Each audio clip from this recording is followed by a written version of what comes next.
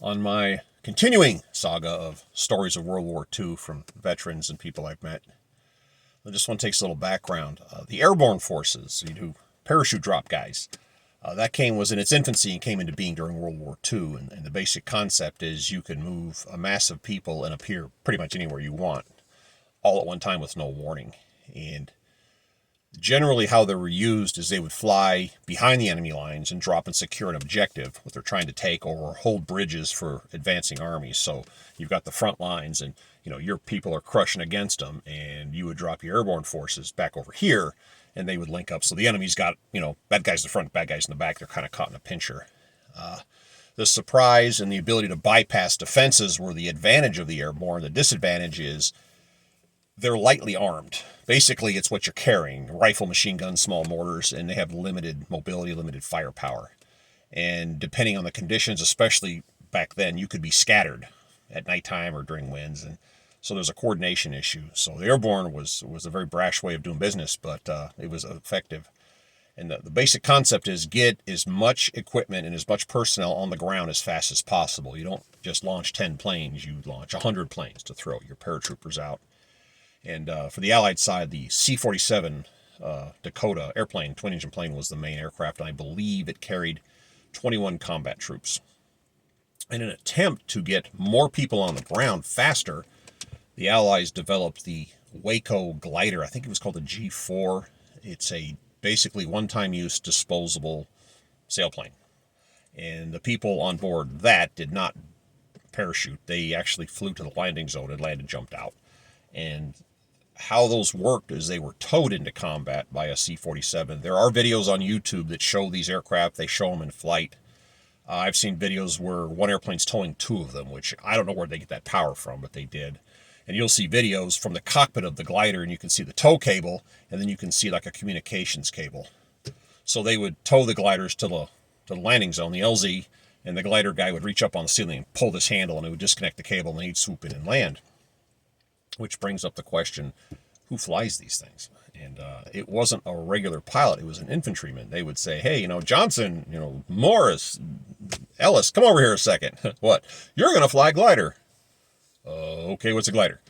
All right, we're going to kind of teach you how to fly, but not really. And you're going to get into this light, extremely flimsy aluminum/wood paper airplane wrapped in some kind of cloth.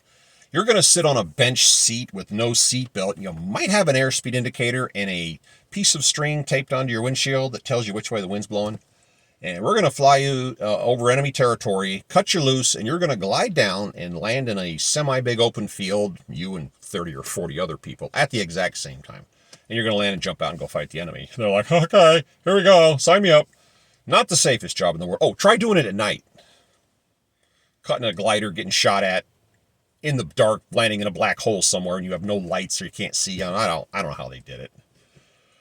But the parachute, like I said, the plane carried, I think, 21 paratroopers. As history, sitting here stewing in my brain, I think the gliders would carry 15 troops. They didn't have seats. They didn't have seatbelts. They would lock arms with each other. That was their seatbelt.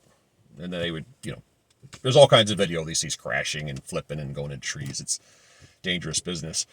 The one great advantage of the glider is since it's landing, it can actually carry heavier things. And the most common thing they would carry is a Jeep, one, or a pack artillery, a 75 millimeters, a little like a stub nose artillery gun, kind of small caliber, 75 millimeter, but it was some artillery, or crates of ammo, or crates of just artillery shells, or whatever, mortar rounds.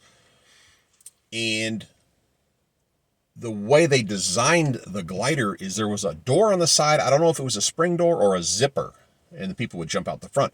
But the nose of the aircraft opened. You would get in, and you could open the front end up like this to load and drive a Jeep in and out. And then you close it. The whole cockpit went up with it.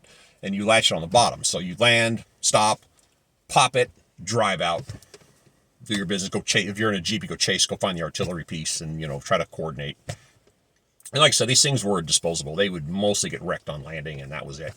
Very, very cheaply made. There is a place in Lubbock, Texas called the Silent Wings Museum. They have one of the few remaining gliders, Waco gliders in existence. Because, like I said, these things are, very, very light material. And I don't know how they did. It's climate controlled. You can actually see one up close, walk up and go, bing, touch the side of it, go, ooh, pass. So anyway, I used to get World War II magazine. I don't know if it's in print anymore. And I'm reading about an attack, and I think it was during the Battle of Arnhem, which is called the Battle of the Bulge, or not, excuse me, the way they call it, a bridge too far. They tried to go around German defenses. It didn't work. But they did a daylight attack, and it was about a particular guy who was he was delivering the Jeep. They have the two infantrymen / pilots in the front, and this guy's in a Jeep inside, and they fly over broad daylight, and they cut him loose, and they're coming in, and they're getting shot at, and there's bullets going, right through the cloth. It just zip, zip, zip. He's like, oh, this is great. And then there's anti-aircraft shells exploding, which throw shrapnel and, pressure waves. They shake this little kite around. And he has nowhere to sit, so he actually sits in the Jeep.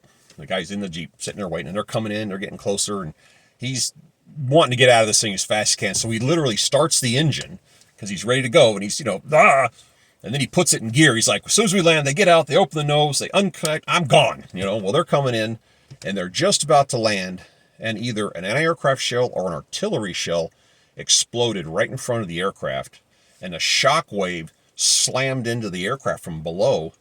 It was so violent that simultaneously it broke the latch, and the nose popped open. The pilots fell out because they're sitting on a wooden bench. They have no seatbelts, they have nothing. They just went whoop, and they're gone. That same shock wave kicked the aircraft so hard it broke the straps. It kicked him out of the seat. He dumps the clutch.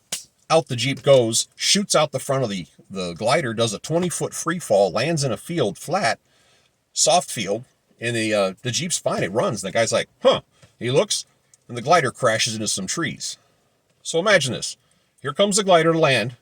The pilots landed first. The payload landed second. The aircraft landed third. I read this article and I'm like, boy, what are the odds? And I get all the way to the end, and I don't remember the guy's name, but like the last thing it said was, and this guy lives in the town that I live in currently, that I lived in back, this is 2002. And I went, So back in the old days, the ancients, we had this thing called a phone book. It had names and phone numbers in it. I flipped through the phone book, and there's the guy's name. I call this number. Some old guy answers. He says, hello? First words out of my mouth. Did you ever go skydiving out of a glider in a Jeep? There's a long pause. Who is this? And I said, I just read about you in a World War II magazine. He starts laughing. It's him. I talked to that man for 2.5 hours until my phone died. Funniest guy you ever want to meet. Told about the military, wife and kids, life, living here. He's been in this town since forever. And that was a wonderful conversation. Real friendly, social guy. And like I said, I talked to the phone, just the battery quit. But it's a shame. I never actually met him. We just had that one time we talked. But I love hearing stories about that. I love reading about experiences that people went through that were just so far from the pale. It defies credibility almost. But he did it. He survived it. I think he said he was 19 years old. Wow. But that's just one of the stories. Again, I've got a bunch of these from people I've met and people I've talked to, and I want to keep making these because I want these stories to survive, to continue on, so people know that these things really did happen. All right, it's Sunday. Have a great day.